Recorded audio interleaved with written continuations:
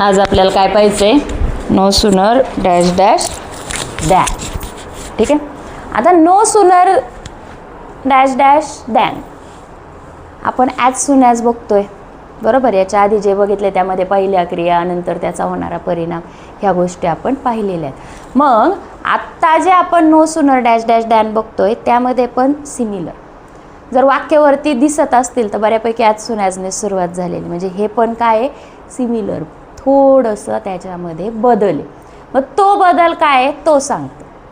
आता आपल्याला जेव्हा आपण नो सूनर दॅन करत असतो, सिमिलर एक मूळ क्रिया, त्याचा होणारा परिणाम, मूळ क्रियेपूर्वी काय वापरायचे? नो सूनर वापरायचे. परंतु नो सूनरच्या नंतर योग्य ते टू बीचं रूप, जर वाक्यामध्ये टू बीचं रूप आलेलं असेल तर ते घ्यायचे. टू बीची रूपं कोणकोणती आहेत आपली? Am, are, was, were, have, has, had, will, shall. कळलं? मग आता जर टू बीची रूपं येतात तर क्रियापदाचा फॉर्म काढला पाहिजे. जर वाक्यामध्ये टू बीची रूपं ऑलरेडी आलेली असतील तर क्रियापद बदलायचं नाही. परंतु जर वाक्यामध्ये टू बीची रूपं आलेली नसतील तर आपल्याला जायचंय टू डूंच्या रूपांकडे. आली परत टू डूंची रूपं, किती वेळा आलेली आहेत बघा. मग टू डूंची रूपं कोणकोणती आहेत? Do, does, did. ठीक आहे. जर तुम्ही डू, डज आणि डीड वापरताय तर डू लिहिल्यानंतर क्रियापदाचा कितवा फॉर्म येणं गरजेचं आहे? कितवा? पहिला. डज लिहिल्यानंतर क्रियापदाचं काय लागतं? म्हणजे डज केव्हा घेतो आपण?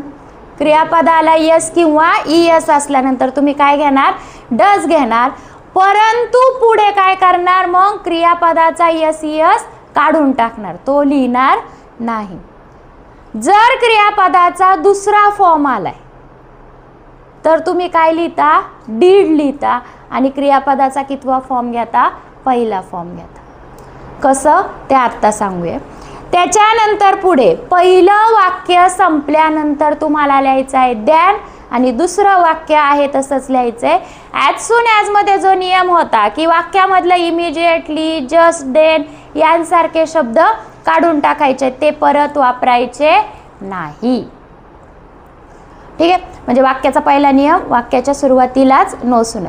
आता मोस्ट ऑफ खूप वेळा हे काय असतं? ॲज सून ॲजचंच कन्व्हर्टला आलं म्हणजे येतं नो सूनर करण्यासाठी.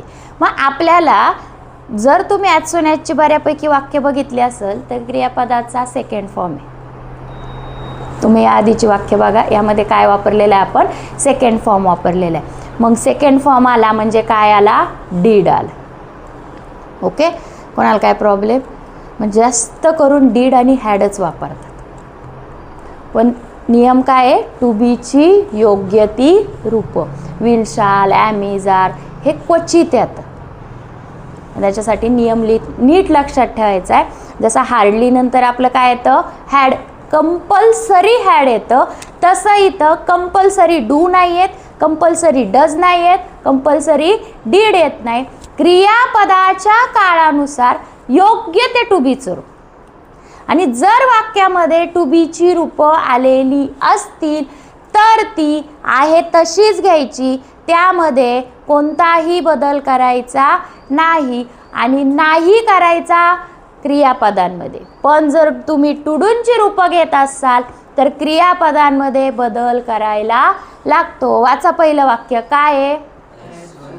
The bell rang, the students left the class. आता तुम्हाला यामध्ये पहिली क्रिया आणि दुसरी क्रिया ओळखायची गरज नाही, कारण वाक्याची सुरुवातच कशाने झालेली आहे? As soon as. आणि ॲज सून ॲजचा नियमच तो आहे की वाक्याच्या मूळ क्रियेपूर्वी काय लागलेलं असतं? As soon as. मग इथं वाक्याच्या सुरुवातीला काय येणार तुमचं? No sooner. आता नो सूनर वापरलं, मग टू बीचं रूप वापरायचंय. मग टू बीचं रूप वापरण्यासाठी वाक्यामधली व्हर्ब कोणता आहे? बरोबर बोललेत, बोला, मोठ्याने बोला. कोणता आहे? रँग आहे. आता रँग जर क्रियापद असेल तर ते कितवं रूप आहे? पहिलं, दुसरं का तिसरं? दुसरं. का? रिंगचा second form rang and third पण तोय, पण हे थर्ड नाहीये. का थर्ड नाहीये? काय आलेलं नाहीये त्याला क्रियापदाचं सहाय्यकारी रूप, म्हणून थर्ड नाही म्हणत मी. हॅव, हॅज, हॅड जर ते आलं असेल तर इथं थर्ड रूप म्हणायचं. ठीक आहे. मग नो सुनर पुढे काय वापरलं तुम्ही? डीड. त्याच्यानंतर ॲज सून ॲज काढून टाकलं. पुढचं वाक्य द बेल. रँगचा फर्स्ट फॉर्म काय आलाय तुमचा? रिंग. त्याच्यानंतर कॉमा काढून काय वापरायला सांगितलंय मी? दॅन. त्याच्यानंतर दुसरं वाक्य आहे तसंच लिहायचंय. The students left the class. लास्टला पूर्णविराम. समजलं? त्याच्यानंतर पुढे वाचा वाक्य. Sunrise comma the birds started chirping. चर्पिंगचा अर्थ काय? चिवचिवाट. लक्षात राहू द्या. चला सांगा, वाक्याच्या सुरुवातीला काय येणार? नो सुनर वापरलं. आता सांगा वाक्यामधला क्रियापदाचं सहाय्यकारी रूप आलेलं आहे का? पहिल्याच वाक्यात. दुसरीकडे जायचं नाही आलेलं. मग सांगा क्रियापद कोणतं आहे? शाब्बास, राईज क्रियापद आहे. मग राईज जर क्रियापद असेल तर तो क्रियापदाचा कितवा फॉर्म आहे? पहिला, दुसरा का तिसरा? राईजचा सेकंड फॉर्म रोज आहे. ROSE. म्हणजे कोणता आला? पहिला आलाय. मग जर पहिला आलाय तर क्रियापदाचं सहाय्यकारी म्हणजे टू डूचं कोणतं रूप वापरणार? डू, डज का डीड? काय वापरलं? डूड. No sooner do. पुढे द सन. आता इथं राईजचा फर्स्ट फॉर्म तोच आहे, म्हणलं बदलायची गरज आहे का? नाही. राईज. पुढे then the birds started chirping. Okay. पुढचं बोला. We had finished our work comma we went home. सांगा. Very good. No sooner. पुढे काय येणार? क्रियापदाचं सहाय्यकारी रूप आहे का? का डू डज डीड वापरायला लागणार? कोणतं आहे क्रियापदाचं सहाय्यकारी रूप? कळलं? कोणतं आहे? हॅड. पुढे वी. आता हॅड घेतले वाक्यामध्ये. हॅड आहे म्हणजे क्रियापदामध्ये काय बदल करायचा आहे का? नाही करायचा. बरोबर आहे. We finish. पुढे our work then we went home. लास्टला. समजलं? नक्की. मग याचा पहिला नियम काय सांगतो?